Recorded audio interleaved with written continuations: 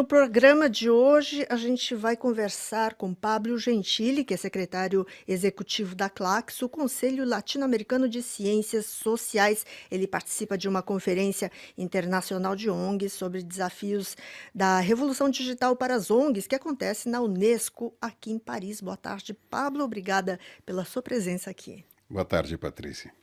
Pablo, do que se trata esse encontro na Unesco? Bom, essa conferência acontece no marco da Assembleia que se realiza a cada 2 anos do Comitê de Enlace da Unesco com as organizações da sociedade civil. É um comitê muito importante que reúne as principais ONGs do mundo e que a cada 2 anos se reúne para discutir os temas estatutários, eleição de autoridades e realização de uma grande conferência. Esse ano sobre o tema que você mencionava, reunindo especialistas de diversos lugares do mundo e colocando os desafios que tem a transformação, a revolução tecnológica mundial no mundo das organizações da sociedade civil. E você vem representando a Claxo, o Conselho Latino-Americano de Ciências Sociais. Quais são os principais campos de atuação da Claxo?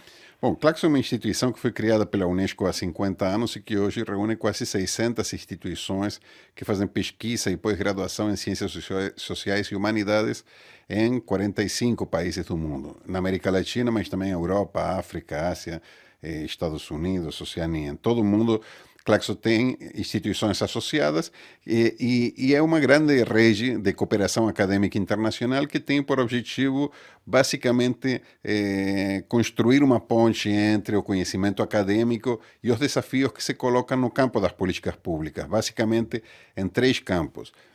A luta contra a pobreza e a desigualdade, a afirmação e a defesa dos direitos humanos, particularmente o combate a todas as formas de violência e a defesa da paz no mundo e as transformações climáticas, medioambientais, globais e seus efeitos no campo social. Sobre esses espaços nós trabalhamos e tentamos aproximar a pesquisa acadêmica de qualidade às políticas públicas, porque consideramos que as políticas que desenvolvem os nossos governos têm que sustentar, em parte, nas pesquisas, nas análises, nos resultados de diagnósticos que são realizados pelo mundo científico e acadêmico. E falando sobre políticas públicas, a gente conversou um pouco antes sobre a importância, o papel de gastos públicos e tomando como exemplo o Brasil, que teve um índice de desenvolvimento humano no Brasil, teve um salto espetacular em pouco tempo. Eu queria que você me falasse um pouco a respeito disso.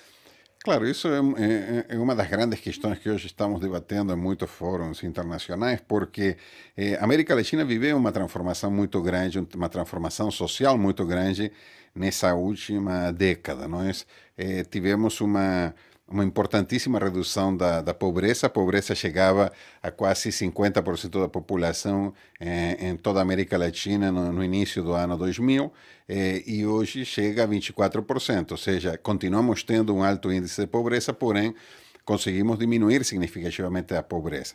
Essa mudança foi produto de um grande investimento social que foi feito na América Latina, particularmente um país que é um exemplo disso é o Brasil, o que permitiu tirar da pobreza milhões de pessoas no nosso continente. Isso é muito bom, mas ao mesmo tempo isso foi resultado de um investimento público que precisa ser mantido, porque a redução do investimento público, a volta a políticas econômicas muito ortodoxas, que já se aplicaram na América Latina, corre o risco de reverter esse processo de reforma social que significou um grande processo de modernização democrática na América Latina.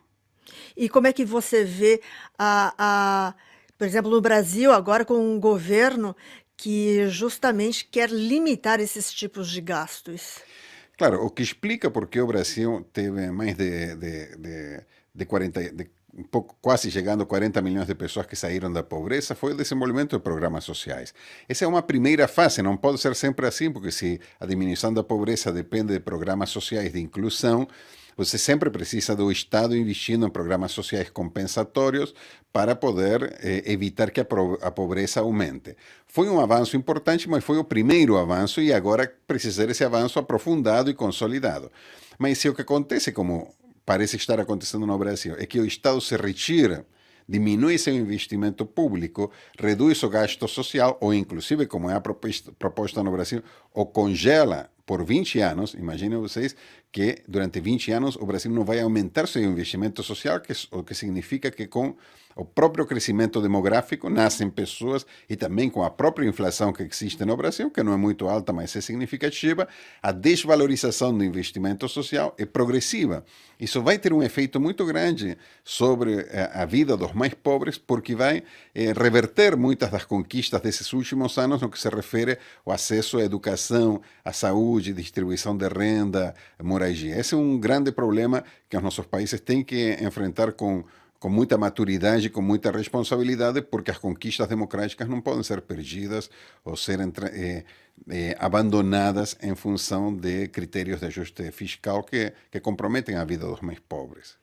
E essa situação é global ou é específica do Brasil?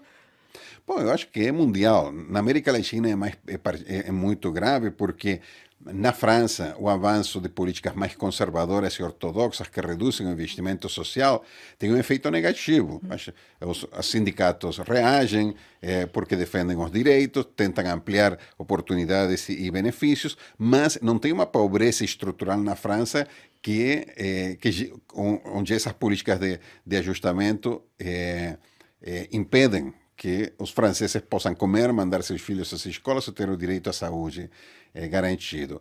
Nos países da América Latina, quando essas políticas acontecem, milhões de pessoas caem por debaixo da linha da pobreza. Isso compromete a alimentação, desenvolvimento infantil, desenvolvimento da primeira infância, mas também das pessoas em idade adulta, violência e muitos outros problemas que na América Latina são muito graves e que essas políticas podem aprofundar gravemente.